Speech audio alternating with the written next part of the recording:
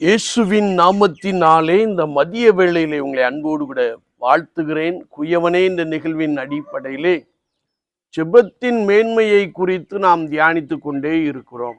இன்றைக்கும் சங்கீதம் 141:1 நாம் வாசிக்கின்ற போது, கர்த்தாவே, உம்மை நோக்கி கூப்பிடுகிறேன், என் கண்கள் உம்மையே நோக்கி இருக்கிறது என்ற ஒரு வசனத்தை நாம் இங்கே வாசிக்க முடியும்.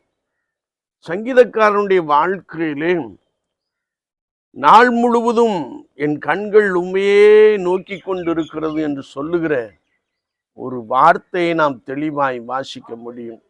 நெருக்கங்கள், உபத்திரவங்கள், சஞ்சலங்கள் வருகின்ற பொழுது சங்கீதக்காரன் ஆண்டவராகிய தேவனையே நோக்கி கொண்டிருந்த காட்சியை குறித்து இந்த சங்கீதம் மிக தெளிவாக நமக்கு கற்றுக் கொடுக்கிறது.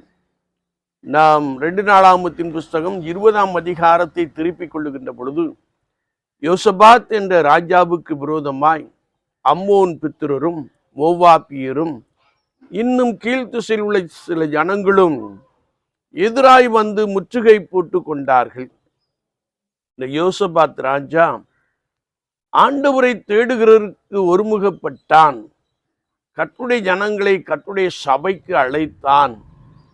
அவர்கள் ஆண்டவரை நோக்கி கூப்பிடுகையில், ஆண்டவரே, இத்தனை திரளான ஜனங்களுக்கு முன்பாக நிற்க எங்களுக்கு பலன் இல்லை, ஆகையால் எங்கள் கண்கள் உம்மையே நோக்கி கொண்டிருக்கிறது என்று சொல்லுகின்ற ஒரு வசனத்தை நாம் தெளிவாய் வாசிக்க முடியும். சத்துருக்களினால் உண்டான நெருக்கங்களின் மத்தியிலே யோசபாத் ராஜா உபவாசத்தை கூறி கர்த்தரை தேடுகிறதற்கு ஒருமுகப்பட்டு கர்த்தரையே நோக்கி கொண்டிருந்தான் என்று வேதம் சொல்லுகிறது. எங்கள் கண்கள் உம்மையே நோக்கி கொண்டிருக்கிறது என்று சொல்லுகிற ஒரு வார்த்தையை நாம் வாசிக்க முடியும். ஒருவேளை நெருக்கத்தின் மத்தியிலே யோசபாத்தும் யூதா ஜனங்களும் கர்த்தரையே நோக்கி கொண்டிருந்தபடியினாலே கர்த்தருடைய ஆவியானவர் அங்கே இறங்கினார்.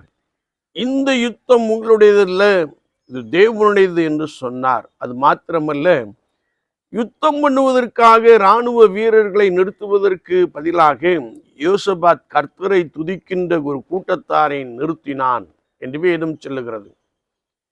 இந்த கூட்டத்தார் கர்த்தராகிய ஆண்டவருடைய நாமத்தை துதித்த பொழுது, ஸ்தோத்தரித்த பொழுது, அவர்களுக்கு எதிராக வந்தவர்கள் ஒருவருக்கொருவர் தாங்களே வெட்டி வீழ்ந்து போனார்கள் என்பதை குறித்து பரிசுத்த வேதாகமத்திலே நாம் மிக தெளிவாக வாசித்து அறிய முடியும். என்னை கேட்டுக்கொண்டிருக்கிற என் அன்பு சகோதரனே, சகோதரியே, உனக்கு விரோதமாய் சத்துருக்கள் யுத்தம் பண்ணி கொண்டிருக்கலாம், உனக்கு விரோதமாய் அநேகர் எழும்பலாம். ஆனால் நீ கர்த்தருடைய நாமத்தை உறுதியாய் பற்றி கொண்டு அவரையே நோக்கி பார்க்கின்ற பொழுது, அவரையே நோக்கி கூப்பிடுகின்ற பொழுது, ஆண்டவர் உனக்கு ஒரு பெரிய விடுதலையை, ஒரு பெரிய அதிசயத்தை காண்பிக்க போதுமானவராக இருக்கிறார். வேதத்தை நாம் வாசிக்கின்ற பொழுது, யோசபாத்துக்கு விரோதமாய் வந்தவர்கள் அவர்களே விழுந்து போனார்கள் என்ற ஒரு வசனத்தை நாம் வாசிக்கிறோம். விசுவாச வாழ்க்கையிலே நெருக்கங்கள் மத்தியிலே, பாடுகள் மத்தியிலே, வேதனையின் மத்தியிலே, துயரத்தின் மத்தியிலே, துன்பத்தின் மத்தியிலே நாம் நடக்கின்ற பொழுதும் ஆண்டவரையே நோக்கி பார்க்கின்ற பொழுது அவர் ஒருவரே நம்மை விடுவிக்கிறவராக இருக்கிறார்.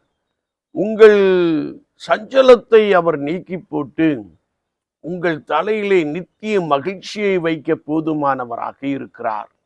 என்னை கேட்டுக்கொண்டு இருக்கிற என் அன்பு தெய்வ ஜனமே, நீங்கள் சத்துருக்களால் உண்டான நெருக்கத்திலே கர்த்தரை நோக்கி கூப்பிடுகின்ற பொழுது அவர் உங்களை விசாலத்திலே கொண்டு போய் வைக்கிறார்.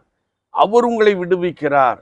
நீங்கள் 4ஆம் நாளிலே பராக்காவிலே கூடி கர்த்தருக்கு ஸ்தோத்திர பலிகளை, நன்றி பலிகளை செலுத்தும்படியான மாபெரும் கிருபையை கொடுக்கிறார். எந்த ஒரு மனிதன் நெருக்கத்தின் மத்தியிலே கர்த்தரையே சார்ந்து கொள்ளுகிறானோ, ஆண்டவராகிய இயேசு கிறிஸ்துவையே நோக்கி பார்க்கிறானோ, அவனை அவர் ரட்சிக்கிறார். அவனுக்கு அவர் விடுதலை கொடுக்கிறார். அந்த விடுதலை ஒரு மெய்யான விடுதலையாக காணப்படுகிறது. இந்த விடுதலையின் மத்தியிலே சந்தோஷமும் மகிழ்ச்சியும் ஆர்ப்பரிப்பும் நம்முடைய உள்ளத்திலே பலமாய் காணப்படும். எனவே சங்கீதக்காரனை போல, கர்த்தாவே உம்மை நோக்கி கூப்பிடுகிறேன், என் கண்கள் உண்மையே நோக்கி கொண்டிருக்கிறது என்று சொன்னது போல நாம் கர்த்தரையே நோக்கி பார்ப்போம். அவரையே நோக்கி நாம் விண்ணப்பம் பண்ணுவோம். அவர் நம் நடுவில் பெரியவராக இருக்கிறார். உனக்கு விரோதமாய் உருவாக்கப்படும் எந்த ஆயுதத்தையும் அவர் வாய்க்காமல் பண்ண போதுமானவராக இருக்கிறார்.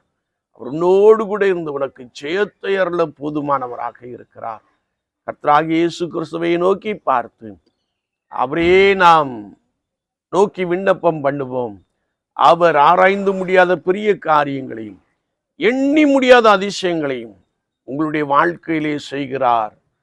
ஆமீன், ஆமீன்.